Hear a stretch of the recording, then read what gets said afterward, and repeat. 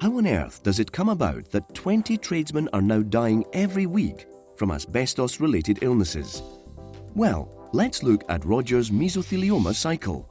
Imagine a primary school anywhere in the UK. Let's call it Midshire Primary. At this school, the lights become faulty and go out. The janitor phones the fault in to the technical services office of the local authority who record the fault. A job sheet is then created. An electrician is then dispatched to the classroom to fix the lights. Asbestos was used heavily in schools built in the 50s and 60s, so it shouldn't be any surprise that the ceiling is made of asbestos. In the process of screwing and drilling into the ceiling, asbestos fibres will become airborne. Most of us have asbestos fibres in our lungs, but not at harmful levels because we aren't exposed to enough asbestos often enough.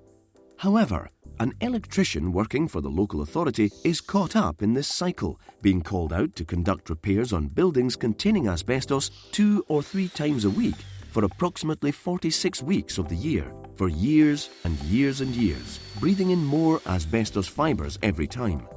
And when 100 million fibres or so are present in the lungs, that is when the disease is triggered, as Roger's mesothelioma cycle demonstrates all too well. With this simple model in mind, how can we prevent the disease? Imagine if we had carried out an asbestos survey of the school and recorded it in an asbestos register for the school. Imagine if the clerk in technical services had been trained to use the register. The clerk could then consult the register to see if the area to be repaired contains asbestos. If there is no asbestos in the ceiling, then the job sheet is raised, and the electrician goes out and repairs the lights at the school. Since there is no asbestos present, there will be no mesothelioma.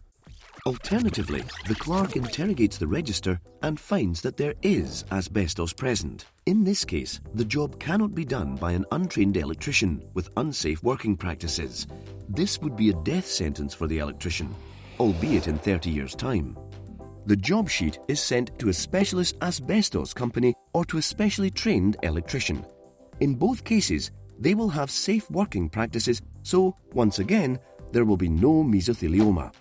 Once you see and understand Roger's cycle, it is immediately clear how the disease is generated and how to prevent it.